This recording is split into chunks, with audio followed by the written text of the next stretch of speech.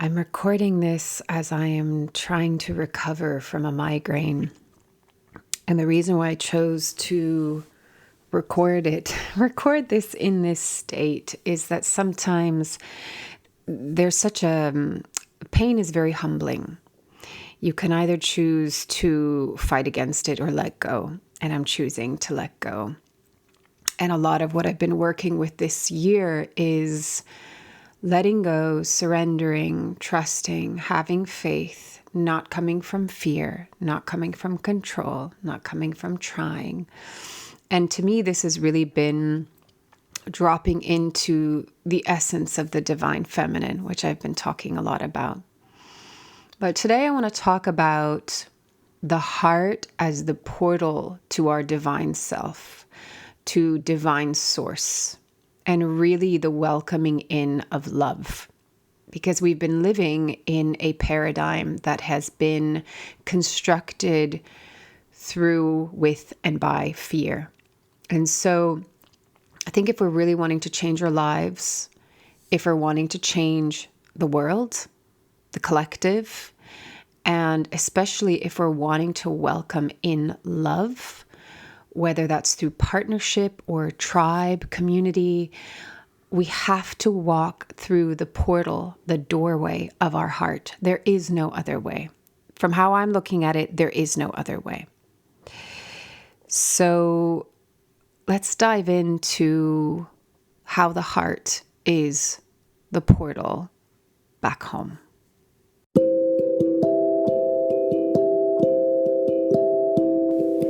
This is Corinne Bloom, and you're listening to Raw Conversations.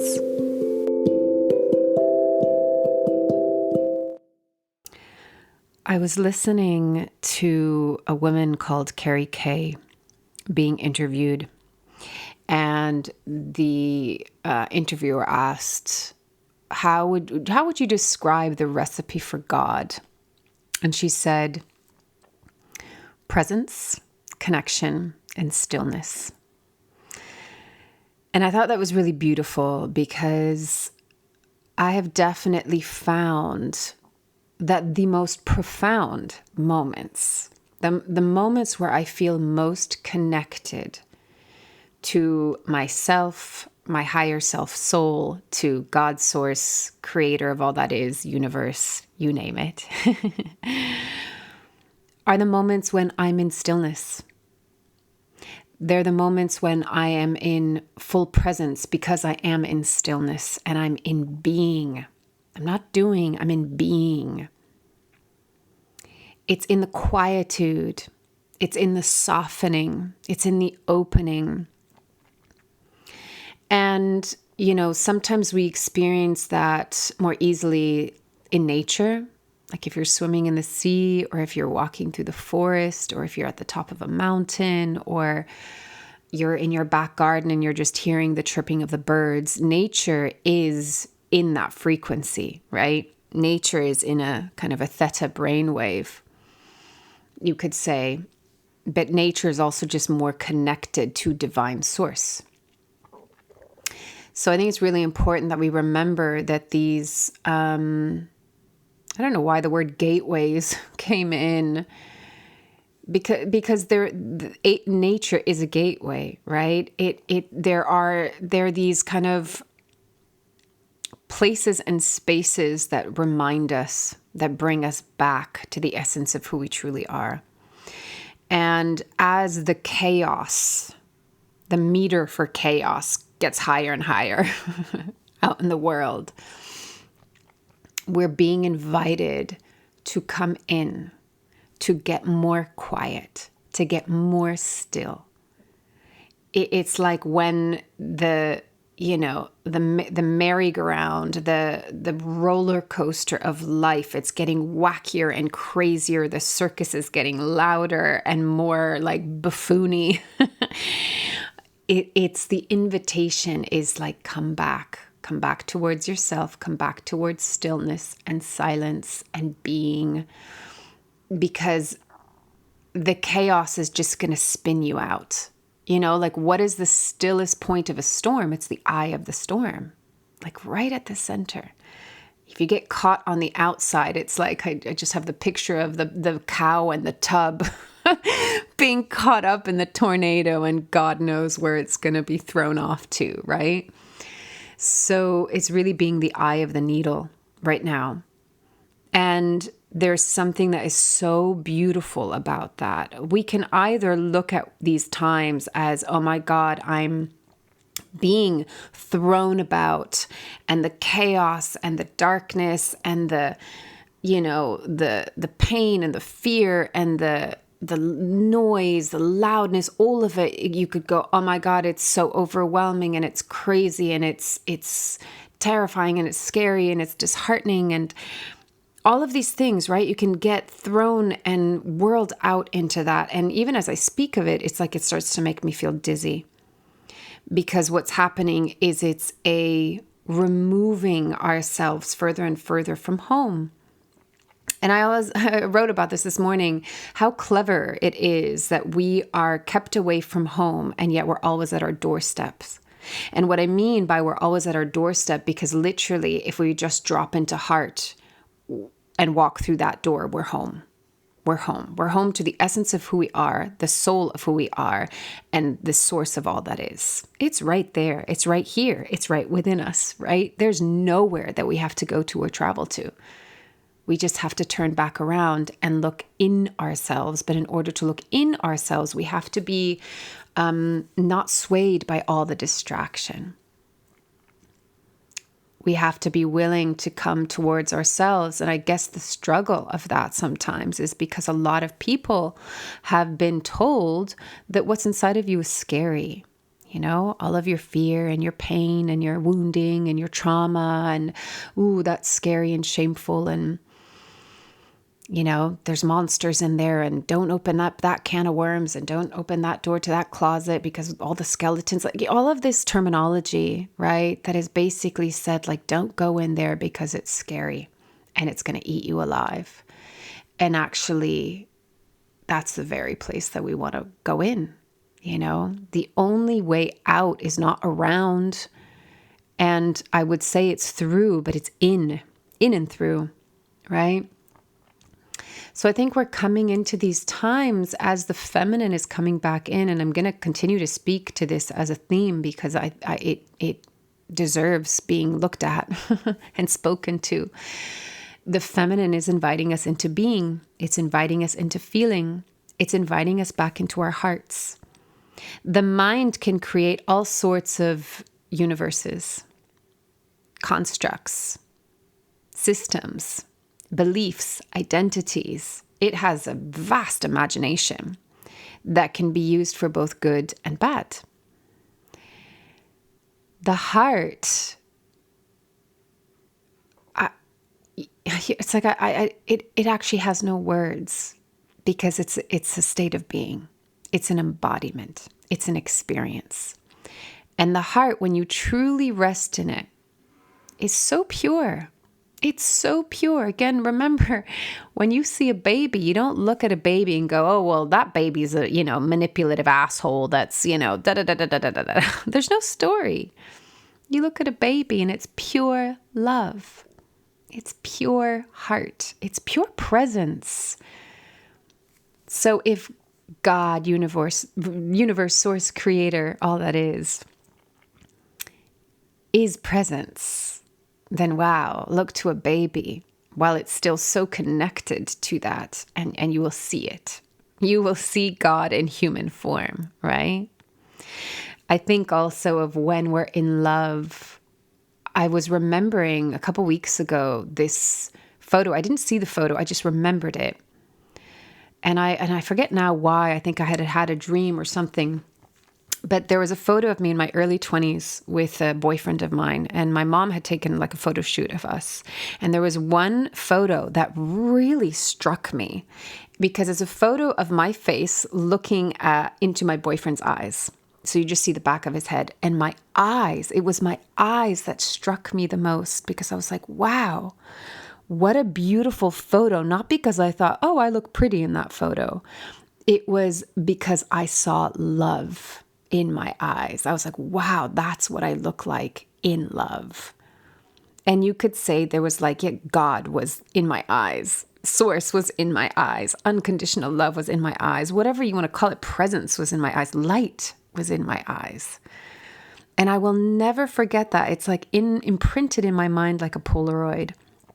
And it's so beautiful. It's so beautiful when we're in love. We're so beautiful, but in love doesn't necessarily have to be with a person, and it's certainly not around attachment, right? These are two different things. You can have that look in your eye when you're looking at a sunset or a sunrise, or at the vista from the mountain peak, or in the forest looking up at the chirping birds. It's an essence. It's an essence of who we truly are. Now, it's interesting that love towards another person gives us the opportunity to access that if we don't go into the trauma of our wounding around our attachment, when we're just really in the essence of love. Isn't it interesting that brings us into that essence because it opens up our heart, right? It opens up our heart. And this is really the portal. The mind, as I've been talking about, is an amazing tool. It's a servant, but it is not the master. And if we linger too much in the mind, we can create all sorts of worlds that can be very scary. And the mind, because it also can give way to the ego, we can go into separatism, right? That which is not me. Now, what's interesting is that there is the I am, you could say, in the ego, in the identity, in the personality. Like our beliefs tend to be I am ... But the deeper I am is the I am of heart. The I am of God, universe, creator, all that is. Sorry, I say all of them because really it's just a word for an energy, a consciousness, an essence. So I say them all because you get to choose which word. And there's so many more words for it, but those are the ones that come to my mind. That I am, which is the I am of essence, is one that you feel in your body. So how do we drop into that place where there's such like what I'm feeling today is like when I surrender to the pain, it's actually really brought me into present moment. Pain has a way of really bringing you into the here and now because you're experiencing pain. It hurts. And I can either be in the resistance to it and fight against it. And then that often goes into the story. God, life hurts. This is hard. Being human hurts. It's painful. It's hard. Why am I feeling like this? Why do I get migraines? Blah, blah, blah, blah, blah, blah, blah. Suffering, suffering, suffering. And today I chose to be humbled by it. Today I chose to soften into it. Today I chose to let go and surrender into it. And it's brought me into this really beautiful state of just being. I'm like right here, right now. I'm not worrying about, that in 9 days I might have to move and I don't know where I'm moving to. Or I still need to do my website because it's been down for the last month and I need to start all over. And la la la la. If I don't do that, then I don't have new clients coming in. I'm so just like right here, right now. Not even in the yearning for what I would like in my life and where I want to go. And there's something about the humble, gentle, beautiful, loving, soft, silky present moment. And there's a part of me that was thinking, God, I'd really like to reside here all the time. It feels so nice. It feels so gentle. And the answer was like, of course you can. But, life ebbs and flows. We oscillate, and I think now more than ever, wow, there's really like a ping-ponging yo-yo effect of, one day we can feel so connected and in a state of love and life is beautiful. And, that's that frequency band. And you're like, wow, this feels beautiful and blissful and joyful. And then the next day you're, on your knees being like, what the actual fuck is going on? And the pain and the suffering. And I think we're ping-ponging from, one band to another, one frequency to another, one old state of being into a new state of being. And I do think that there's an element of choice, of where do we want to frequent? Where do we want to reside in more often?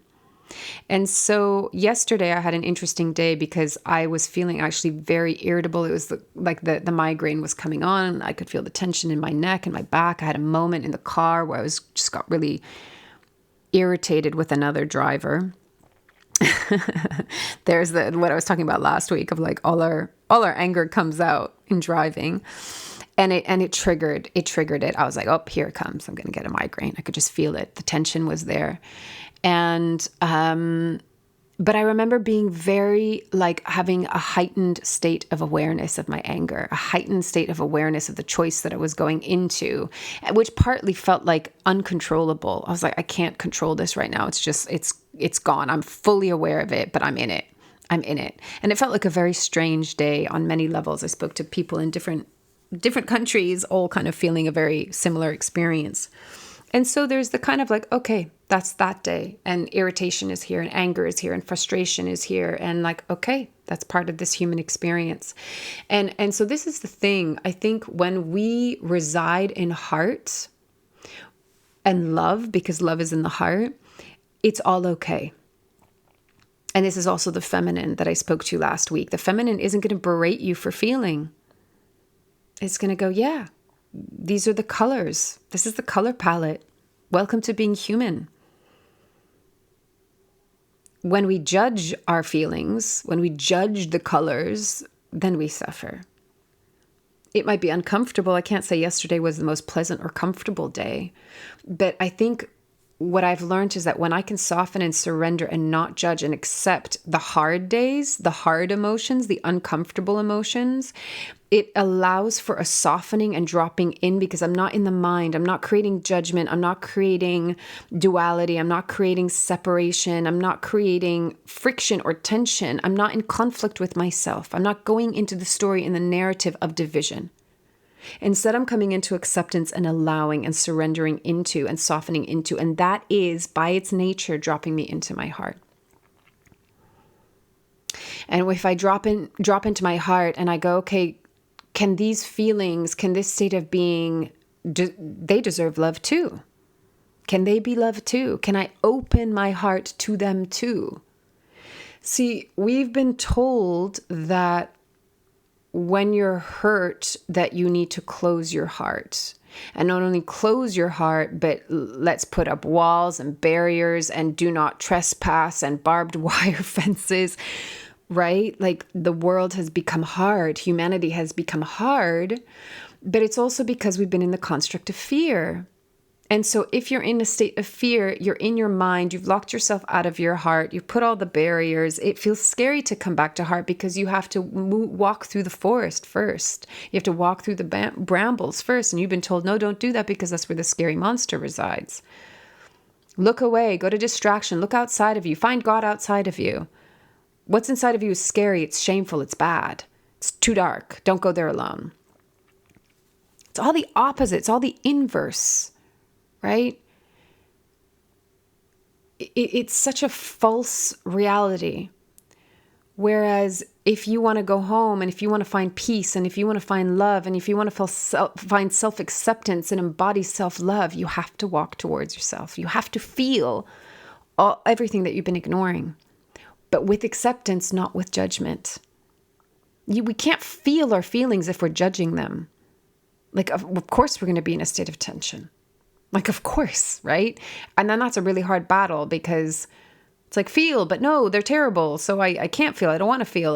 But yet we're longing for home. We're homesick because we're outside of our heart.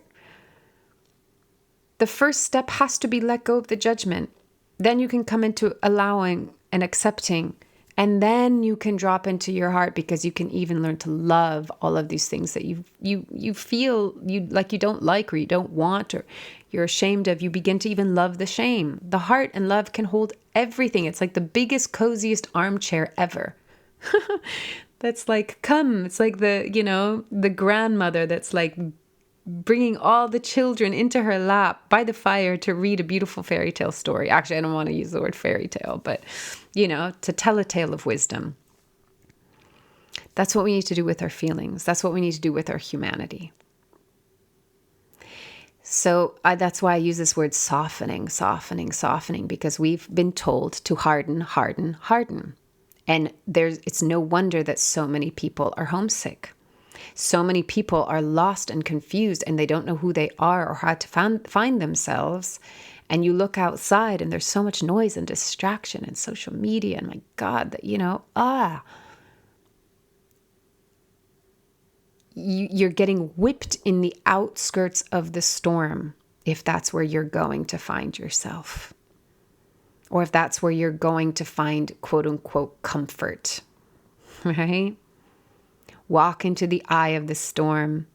Who is it that was saying that there was this analogy of the cow that was running away from the storm and the storm kept following it versus the bull who turned right into it, with its horns, and went right straight into the eye of the storm, and the storm disappeared. What a beautiful analogy, right? And I so agree with that. If I look at my journey the last 2 decades, it's been the walking into the shadow. If you know my work, you know that that's what I will always talk about. It's going in and then through. Not even transcending, in and then through. In is the alchemist. In is the transmutation. Then it might feel like, yeah, you're transcending, but not because you've bypassed it, not because you've flown over it. We have to go in and through it to transmute it, to literally alchemize it into its pure energy and essence, which is love, which is presence. Love to me is like the fabric that is woven into all things, but in order to access it, we need to be present. And in order to be present, we need to be still. And then I love the third word that, Carrie was talking about was connection. We yearn for connection because connection is heart to heart. It's not mind to mind. It's not body to body. You can have a great conversation without heart and something will be missing, right? If it's just cerebral. It could be interesting, but it might be tiring at the end. You can have physicality with someone, but without heart, it's not intimate. Heart is at the core of all things. I love how when a baby is distressed, they say skin to skin. What it is it's heart to heart, because it's the magnetic field where we, what is the word that I'm looking for? It's not recalibrate, but literally you go into coherence, and so you can bring a baby's heartbeat like down into resonance with yours, and it's not just the temperature of your body, but it's like the magnetic field. That's why when we're scared, we want to hug. When we're in anxiety, we want to hug. It's not just because of the hug and what that represents, which is love and, safety and being held and not being alone. It's literally the magnetic field of our heart, bringing our own into that resonance. It's the pitchfork, right? So your heart is the doorway and portal back home. To yourself, to your soul, to Source, God, Creator, all that is, universe. And in order to access hearts, we've got to move through all of the noise, come into stillness, come into presence, come into being with. That's really the word that has followed me for my own journey and the work that I've been doing for 15 years, whatever now. Be with. I had a client be like, what does that mean, be with? It means imagine that you are sitting across from your best friend and she or he is going through a hard time. And your role, your job in that moment is to literally sit across them, beside them, next to them, looking into their eyes, saying, I'm here. I'm here for you. I'm listening. I'm witnessing. I love you. I love you no matter what. Tell me. Tell me how you feel. Tell me your story. Tell me what's going on. That is being with. Not trying to fix, not trying to make better, not trying to give advice, not colluding in the drama, not gossiping. Being with is literally, I'm going to sit here and witness my feelings without judgment, with acceptance, with love. Oh, I hear you. I love you. What do you need? What can I do for you? That's what a best friend would do, right? So that is the art of being with. And sometimes it's uncomfortable, right? Sometimes it's uncomfortable. And sometimes at first it's scary because we're scared of the unknown. And again, if we've been told that your humanity is shameful, then like it feels like it's a bad thing to go in there and look. But none of it is shameful. That was a total lie. That was a total lie. Just your humanity. There's nothing wrong with it. It's okay. Now, I want to transition into love. Love through partnership or love through tribe and community. We can't do it through the mind. We have to do it through the heart. And if we want true love and true connection and something with substance and meaning, because I've been talking about how I think the biggest shift from 2020 is that people are asking themselves, what has meaning to me? So everything that hasn't had meaning, whether it's a relationship or a friendship or a job or a place, it's fallen away. And sometimes it's been hard. That's been painful for people. That might have meant divorce. That might have been, moving away from certain family members or moving to a different country or quitting a job that you've done most of your life. I mean, big stuff, right? There's been big changes this year.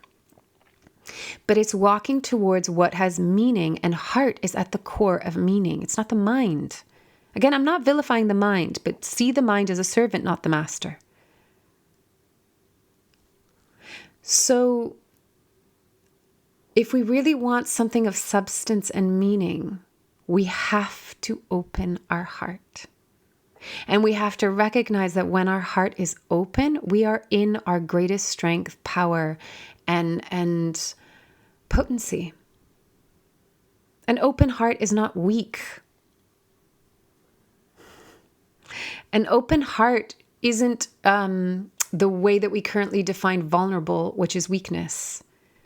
An open heart is courageous. Courage. Courage has heart. You cannot have courage without heart. You cannot have bravery without heart.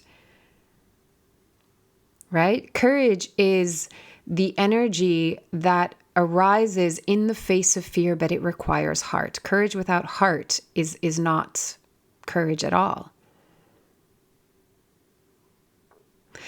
So we have, again, as I've been speaking to, we've got to redefine certain things. We've got to redefine what vulnerability is. We've got to redefine what an open heart is. And as I said last week, an open heart doesn't mean you're a doormat. It doesn't mean you have no boundaries, but also redefining what are boundaries. Boundaries aren't brick walls. It's a sacred circle of light around you that says what is inside is sacred, and I get to choose what comes in or out, but not out of defense or fear or blocking or pushing away. It's out of so much self-love that says, I know how I deserve to be treated because it's the way that I treat myself. And so if you're in resonance with that, okay, I let you in. And if not, I love you, but you stay on the outside of that. Not as division, but as self-care. So sometimes boundaries and self-love are saying no to certain things, but not in a rude, mean, defensive way. But in a, I need to take care of myself, so I need to say no to that. Or you know what, when you speak to me like that, that doesn't feel okay for me. No, I will not be spoken to like that. But it's can be calm.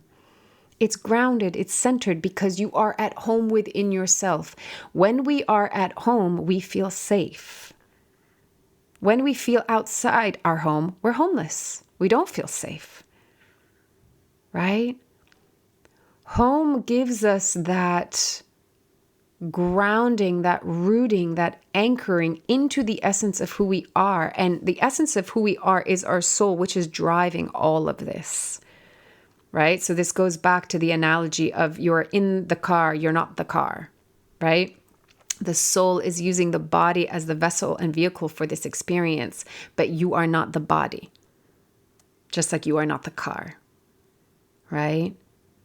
I had a beautiful little conversation with my daughter this morning because she had this moment where she was like, oh God, this is so weird. It's like I'm talking, but I'm not inside my body.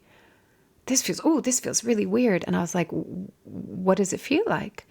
She's like, it's like I'm watching myself talking, but I'm not in myself talking. And I was like, oh, that's really interesting. I was like, well, I wonder if you're observing yourself from your soul. Because your soul is what can have the awareness of your human. And I said, that's a beautiful thing for many reasons. One is because you get to build awareness. And when you have awareness, then you have choice. And you can guide your human sometimes into not reacting so much. But I also said, when you can recognize your soul and the relationship between your soul and your human, you're never going to be alone. You get to have that conversation and that companionship and that guidance always. And I know exactly what she's talking about. It's when you kind of zoom in and out, and it feels a little bit scary to the ego, to the body, because you're like, oh my God, I'm not in my body. I want to come back into my body. That's why out of body experiences can be kind of scary, because you're leaving your body. You can always come back in though, and you recognize you are not the body. So it's okay. You are this eternal essence, soul, that cannot ever be destructed, right? So it was a beautiful moment. And I think this is also like, the portal to that is also in our heart, because remember, as I said last week, that the soul resides just behind the heart, in the chamber of the heart, just behind the heart. And I really do think that the heart is the portal. It's accessing so much. I mean, I'm learning all about this, about the vagus nerve and the DNA, and there's so many things to be unveiled and uncovered, which we have not been taught, because it's like, if we remembered this, we would remember the power and how we are the direct connection to source. Again, you don't need to go outside of yourself. So bringing it back into love. If we want love in partnership or in tribe and community, we have to literally open our heart chakra. And so one of the things that I've found myself bringing into my meditation is this visualizing and feeling into, and even saying, I'm opening my heart to receiving love and all of these different expressions. And I could feel as I do that, it's like I'm open and willing to receive love, and to even see what are my fears of receiving love. What have been my past disappointments? What have been my past hurts, wounds, pain? And I'm willing to open my heart and to let go. I've done a lot of the work around that. So it's not to say that I'm perfect or better, but it's like I've been in these last years, like really pulling the thorn out of my wound. I'm sure I talked about that, like probably last year in my podcast. That's a process too. But I also think we're at a point where we can kind of, dare I say, fast track it if we just literally come into heart and into the essence of like, okay, I hold everything. I love it all. I love my entire humanity. And that includes your wounding. That includes the limiting beliefs that you created around that wounding, the identity, the patterns, the behavior, all of it. If we really want to open up to love, we have to recognize that there's still going to be an old conditioning where there's going to be a thread of fear, and you got to love that fear too. And you got to go, I'm going to love anyway. And I'm going to open myself up to receiving love anyway. And then you recognize that the fear doesn't have such a hold on you, because you're alchemizing it. You're bringing it into a space of love. You're including it. You're accepting it. It doesn't have to be afraid anymore. And I think the greatest thing that we can do going into relationship is admitting our humanity, admitting our vulnerability, admitting, this is where on a more technical level, I'll say like, talk about your triggers, talk about your wound, talk about your shadow. Like the more you know the blueprint of yourself, the more you can share that with your partner, the more you have something to work with when things come up. But I also think that when we're in love and we recognize that we can alchemize it, we can actually choose eventually to be like, I let go of that story. When I was younger, it was like letting go of the story of abandonment. Whatever it is for you, whatever your trigger has been, we do get to come to a point of like, I get to be a different person, an evolved person, but it means I have to let go of that past story. Because otherwise I'm just going to reattach to it and recreate that version of myself. I mean, this is where we come into the multidimensionality, where you can literally step into kind of like a parallel version of yourself. I've been really wrapping my head around it because at first I was like, what the hell? And then open to it because I totally believe that we're multidimensional beings, but I was really trying to go, okay, I'm going to try and wrap my human mind around this. What does that actually look like? And I was listening to someone talk about this yesterday of you literally, like if you believe that there are a bunch of parallel versions of yourself, of Earth, you can literally like pop from this hologram into that hologram. And then the whole trajectory, dare I say trajectory, because it's not really a straight line, but it changes. And so he was saying that when you become a different person, you can have a different memory of your past self. It sounds really weird. It sounds kind of fabricated, but he was using the example of, when you do so much internal work, you actually look different. And if you see old friends, they might go, oh my God, I didn't even recognize you. You look really different. And it's because your entire energetic body has changed. That's why a lot of times when people do this inner work, they might lose friends. They might even they might lose relationships. They might lose or change their relationship to their family. Because energetically, we are literally changing into a different body. We just have a similar physical appearance. Right? Because we're in this form in this life.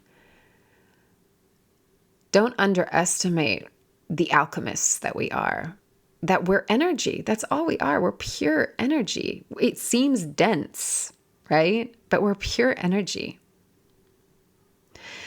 So, but reining it back in, I know I go out sometimes, but reining it back in to opening our heart, knowing that it might feel at first like a risk. But is it working for you to keep your heart closed? Is it working for you to be hard or defensive?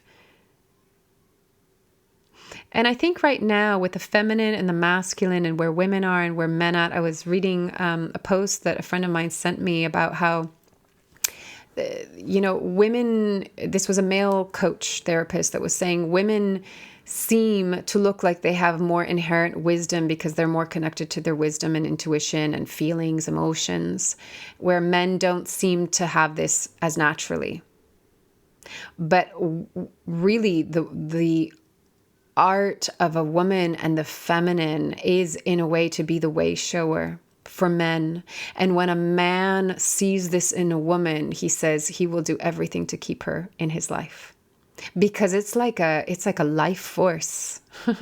It's almost like I'm almost visualizing it as like what you plug into. And I don't mean that to say that the man then feeds off the woman or the masculine feeds off the feminine, because I think actually we feed each other.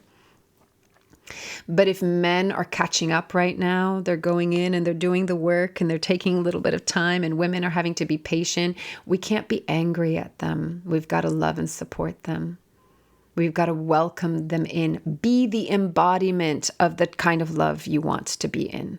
Be the embodiment of that unconditional love, that heart-centered presence that you might be asking a man to really step up into, whether you're in a relationship or not. You might be asking for that man to really step up and evolve. And I think, a woman can do that. The feminine and a woman can call a man into presence, can ask him to step up to the plate, but without expectation, without changing him. He has to be allowed to be his authentic self. But women are having to be patient right now. The feminine is a little bit further ahead, which is ironic because it's like we're trying to reinstate the feminine. But as the feminine is being reinstated, it means that it's allowing for the healing and the alchemizing and the revealing of the shadow of what we've been in. And so for the masculine within all of us, and for men that have been told that masculinity is so toxic, the feminine is coming in to kind of be the torchbearer and the light to say it's okay to look at your shadow. It's okay to look at the shadow that actually is not even yours. It's societal. Let's heal this. Let's release this. Let's redefine things. Let's come into our pure essence and divinity. Let's support each other. This is the time of support. This isn't the time of, if we're ascending, it's not, dog eat dog, each one for their own. This is a time where we support one another. We're here, like I'm here to, if this supports you at all so that you feel less alone in your experience, then my job, I feel gratified. I feel satisfied. I feel happy. Even if it's one person that feels less alone. We are here and in this together. And so when it comes to love and relationship, there's so many women that are like, what the hell? Where is he? What is going on? And they get angry and frustrated. I get it. Come into your heart, be the embodiment, be the example, be the way shower, be the light, open your arms, open your heart, be the receptor to say, I'm here, I'm ready to receive you once you are ready, because women are not willing to put up with the old bullshit, because we also know that then that isn't ascension, that isn't evolution. What we're wanting to evolve into is heart and love. So we must be that, and we must say no to all the patterns of behavior, whether it's within ourselves or within men or within relationship. We're saying, basta, no more to that. No more of the fear, no more of the manipulation, no more of the victimization. That is an old, dying paradigm. Let it go. Let it go. And your heart transmutes it. But you got to let go of the victimization in yourself. We've got to let go of any superiority or holding on to grudges because I was hurt and they did it. Let go of it all. It's an old story. We need to get out of division and into the unity consciousness, which is not homogenization. It's not the airy, fairy, fluffy, we're all love, we're all one, because actually we also are unique imprints. That is our soul, which is an expression of consciousness, God, source. But we also very much have our unique fingerprint. That's okay. It's coming back to the individual as a way of connecting to the whole. We are all of the same ocean, drops of the same ocean.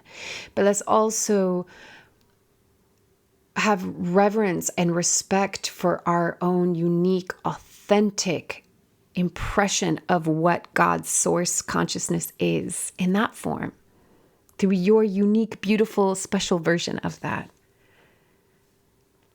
I really see this as we're coming into the circle, and there's the bowing and nodding to each and every one of us in our own unique expression, being like, wow, that's God in that form, and that's God in that form, and that's God in that form. Wow, how beautiful. And to remember that you are beautiful too. No more of this, we're not worthy. No more of this, we're not good enough. No more of we're not whole. You are whole. Just come back home to your heart. Come back home to yourself. Come back home to source. It's in you already. It was never not there. You were just pulled away from it, and we are collecting the breadcrumbs to come back home to ourselves. And then I think this is where we're patiently waiting for divine union, not just relationship. Like I read some a male therapist saying that 80% of couples, married couples, don't want to be married to their spouse. So, when a lot of people, I hear so many single people, God, so many people are in couples. Yeah, but are they happy? Are they truly happy? We're moving away from that which didn't have meaning, but looked kind of good on the surface. The kind of white, house with the white picket fence, the 2.5 children, the SUV in the car, blah, blah, blah, blah, blah, blah. We're getting away from the cookie cutter. What society tells you should do. Here's the recipe. There's a reason why life didn't come with a manual. Let it go. We're coming back into authenticity. We're coming back into meaning. We're coming back into the true, organic, pure energy of the universe. Not the inversion, not the illusion. We're coming back into its pure, organic form. And you don't have to go anywhere for that. You just have to turn back towards yourself. So take a moment to just breathe into your heart right now. Breathe into the energy that is being, oh God, the word comes through. It sounds so pretentious, but that's being transmitted right now. That's coming into the space through my words, through your listening. I can feel you there as you're listening. I can feel your being, your body, the space, the field that arises just by me speaking and you listening. And we're in connection right now. We're moving beyond the physical, right? Multidimensional, telepathic. It's all expanding and it's so beautiful, and it's going to feel more and more and more like home, and it's exciting and it's magical and it's tangible. It's real. It's more real than anything that we've been living in the dream, sometimes the nightmare. And as we tune into this, your heart as the portal, when you walk through that doorway, you access all that is. You access all that you are. You remember again. This isn't anything new. You're remembering what has always been. And it feels like home. And it feels so wonderful. So whenever you have the moment, drop into your heart, drop into stillness, drop into presence, and remember how good that feels.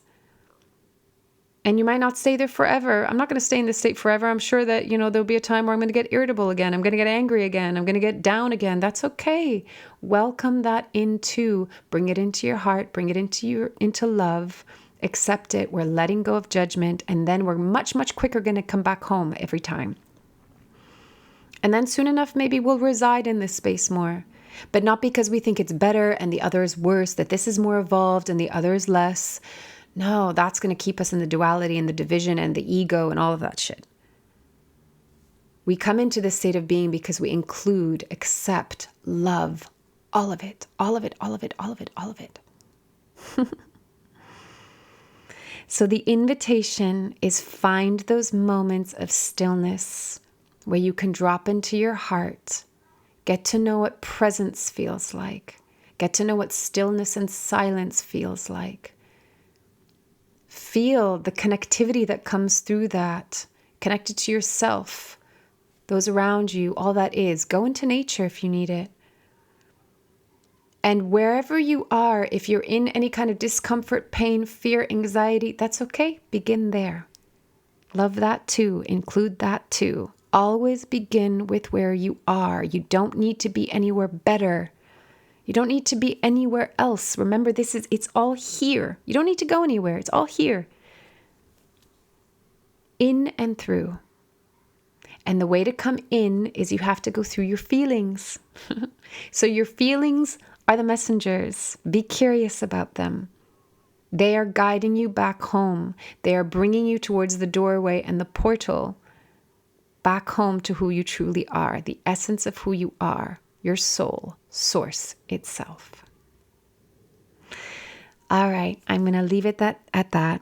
As always, take it or leave it as feels right for you, and loving you from afar.